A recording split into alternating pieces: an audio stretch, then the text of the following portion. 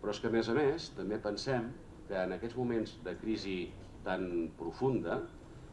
en el moment que comencem la recuperació, que començarà, encara que ara sembla que és impossible, però un dia començarà, això segur, i Catalunya ha de ser un d'aquests motors de recuperació, el sector sanitari ha d'estar a primera línia d'aquest procés de recuperació, perquè a Catalunya el sector de l'aeronàutica no hi serà, que no hi serà. En canvi, el sector sanitari, si ampliem, que com està també, tampoc hem d'inventar res, reforçant la xarxa amb universitats i amb l'empresa industrial,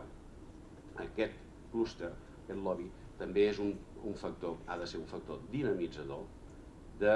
represa i ha de fer, ja portar tots aquells valors que potser els hem perdut i que els hem de recuperar o els hem de reforçar. El valor de l'austeritat,